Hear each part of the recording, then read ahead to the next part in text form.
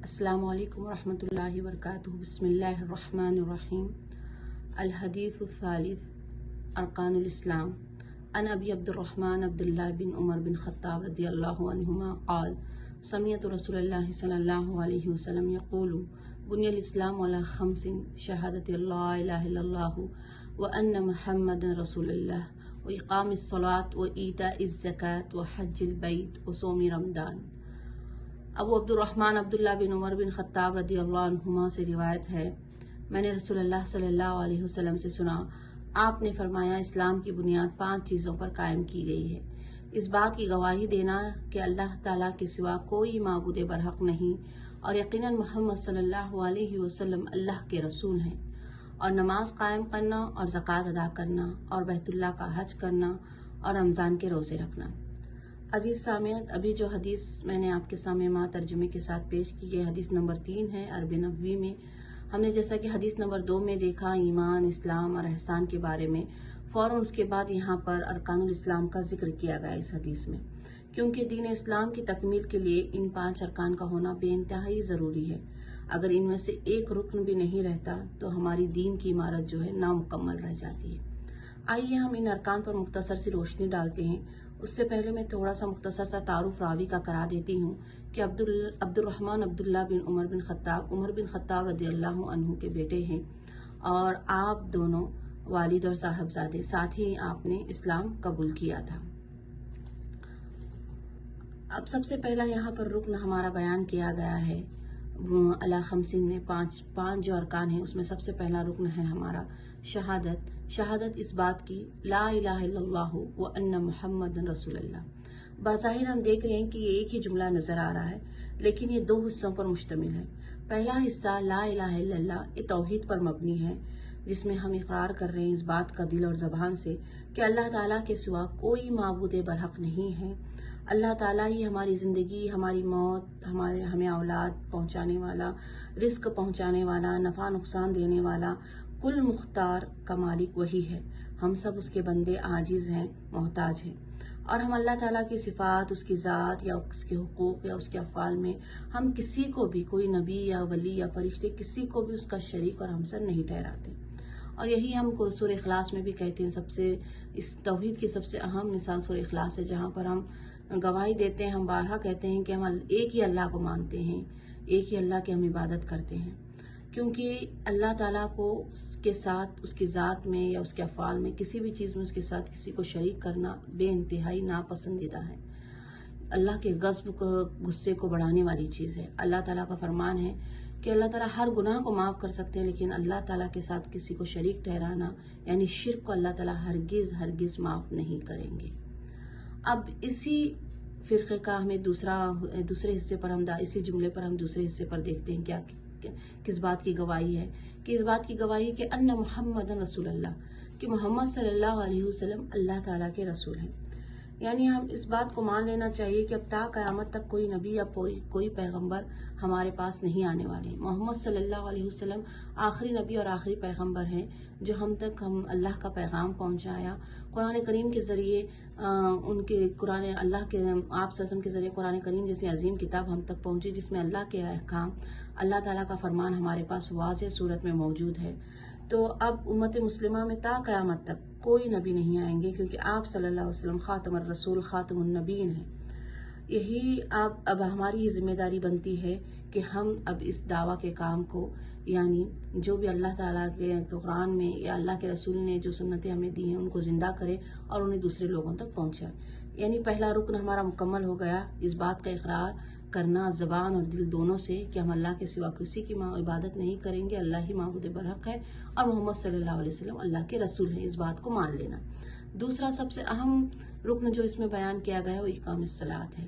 عزیز ساتھیات، ایک نماز کو قائم کرنا، جس میں آج ہم سب بے انتہائی کوتاہی کرتے ہیں، پڑھتے ہیں ایسی پڑھتے ہیں کہ کبھی وقت پر نہیں پڑھے، یا تو کبھی قضا کر لیے، یا کبھی بس اسی طرح سے جلدی روانگ جیسے چاہے ویسے پڑھ لیے، یا کچھ تو بھول ہی بیٹھے ہیں۔ یہاں تک کہ اتنا افسوس کا مقام ہے کہ ہم اپنے بچوں کو بھی اس کی تعریف شروع نہیں کرتے۔ نماز یہ وہ چیز ہے جو قبر میں سب سے پہلا جس کے بارے میں سوال کیا جائے گا، اور بار بار قرآن کریم میں بھی اللہ تعالیٰ نے اس کا ذکر کیا، اقام الصلاۃ، نماز کو قائم کرو، نماز کو قائم کرو۔ 20 جگہ اللہ تعالیٰ نے جو ہے اہل ایمان کو نماز کے بارے میں بتایا ہے، ان کو اہل ایمان کی جو علامت جو اللہ تعالیٰ نے قرار دی ہے کہ وہ نمازی ہوں گے، وہ متقی کے ساتھ وہ نمازی ہوں گے۔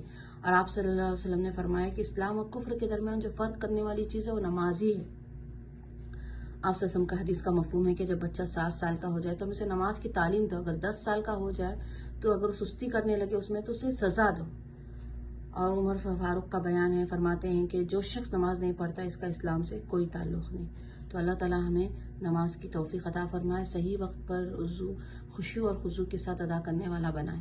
پھر تیسرا رکن یہاں پر بتایا گیا وہ ایتاء الزکوٰۃ۔ جس طرح سے نماز شہادت ہر عاقل بالغ، ہر مرد اور عورت اس طرح سب پر فرض تھی، اس طرح ایتاء الزکوٰۃ جو ہے ہر مسلمان پر فرض ہے، لیکن وہ مسلمان صاحب استطاعت ہونا چاہیے، یعنی اس کے پاس 7.5 تولے سونا ہو یا 52.5 تولے چاندی کا مالک ہو تو وہ اس وقت زکوٰۃ ادا کر سکتا ہے۔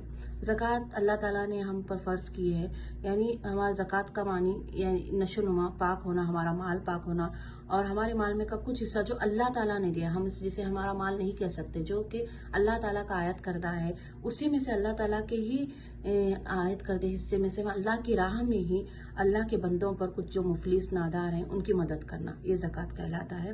لیکن بس یہی ہے کہ یہ صاحب استطاعت پر ہے، ہر بالغ جو لیکن جو استطاعت رکھتا ہو۔ اسلام کا پھر چوتھا رکن پر ہم نگاہ ڈالتے ہیں وہ ہے حج۔ حج بھی اسی طرح سے ہر بالغ اور عاقل پر فرض ہے، لیکن جو صاحب استطاعت ہو، یعنی جو اپنی خاندان کی کفالت کو پورا کرتا ہو اپنے لوگوں کی، اس کے بعد بھی اس کے پاس اتنی استطاعت ہے کہ وہ اللہ کے گھر کی زیارت کر سکے تو اسے ضرور و ضرور چاہیے کہ وہ اللہ کے گھر کی زیارت کر آئے۔ حج کہتے کسے ہیں؟ حج وہی ہے جسے ہم جانتے ہیں کہ اللہ کے حج کے ایام میں جو ابھی چل رہے ہیں ہمارے ماشاءاللہ سے ذی الحجہ کے ایام، ان ایاموں میں ابھی ہم حج سے الحمدللہ فارغ بھی ہوئے ہیں، ہم سب لوگ جانتے ہیں۔